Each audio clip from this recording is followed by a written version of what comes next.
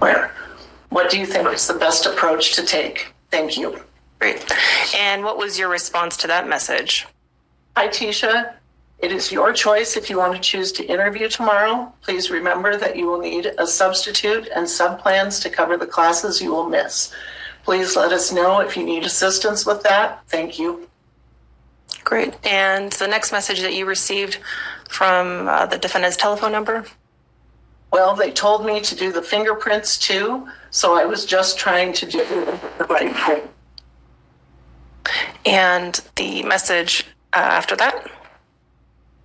Okay, I will just try to do the right thing by everyone. I didn't want to stand anyone up and wanted to be loyal to our school too. Okay. And the next message? It's 8 a.m. I mentioned it before in our emails, but wanted to make sure to follow the necessary steps. They did say I could do the fingerprints while I'm there, so I could get some link to do the paperwork. I haven't done any of that. Ms. Hicks, how would you generally describe this type of exchange in these messages? Objection relevance. Overruled. I would say that they be typical of somebody who is just a new employee. Okay. Conscientious with that? Okay. Conscientious and wanting to do the, making sure that she's putting herself in her best job. All right. At some point, was there arrangements made for her to shadow somebody at the school and be present? Yes. Okay. And do you recall the last time you saw the defendant in person? The last time I saw her in person was that Friday morning of the 25th. And how would you generally describe her demeanor? She was at work and working and meeting the kids. She was running a class. And it's a little tricky, but would Friday the 24th sound more accurate? Oh, yes. Okay. So Friday, January 24th, her demeanor was appropriate? Yes. Okay. Did she ask to be referred to by any other names? No. Did she appear to you, based on your work in being around teachers and hiring, did she appear to be going through any sort of mental health crisis? No. Okay. Subsequent to seeing her on Friday, January 24th, what was the next contact that you had with her, either in person or through other form? I received a text message from her on Monday, 27th. All right.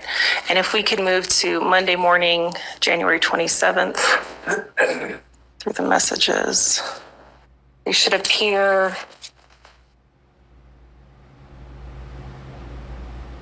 on page 5.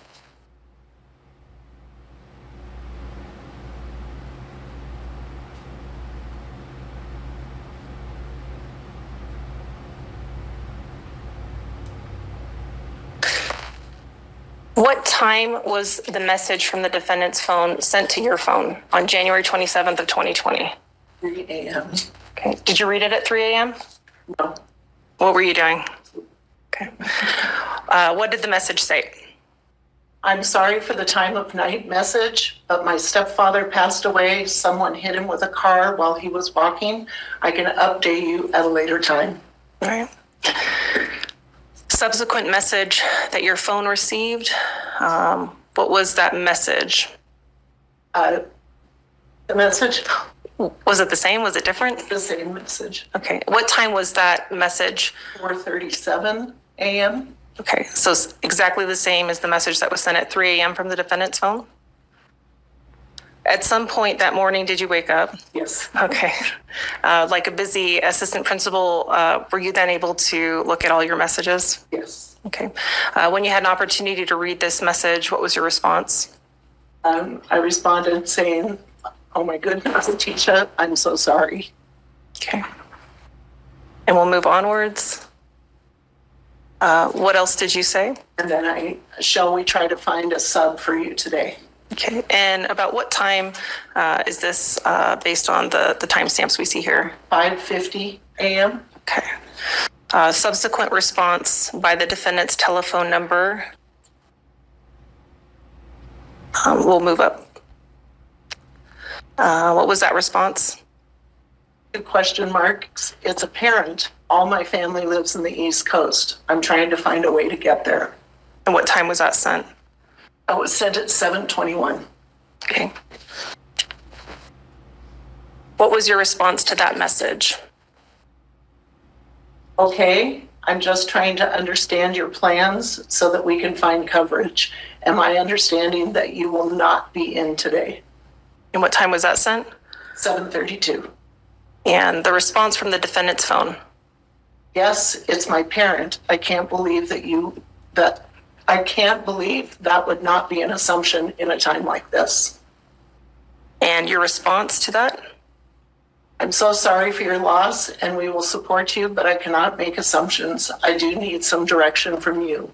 We will get a sub today. Please let us know what else you need moving forward. Okay. Ms. Hicks, you can take a seat now. Thank you.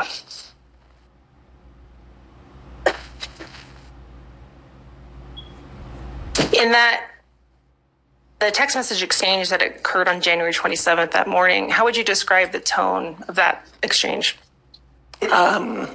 Angry. Okay.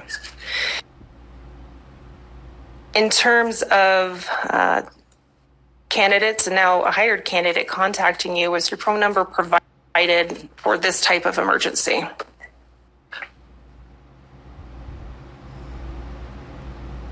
Could you repeat the question?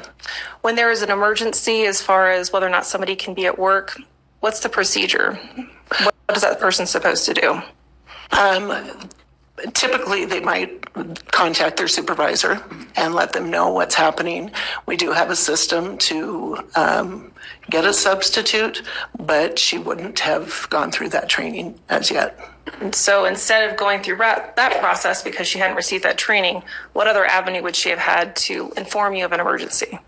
To contact me as her supervisor through either phone or email. Okay. Had you had any other contact with the defendant after that last exchange we saw in No. Eagles 207? No.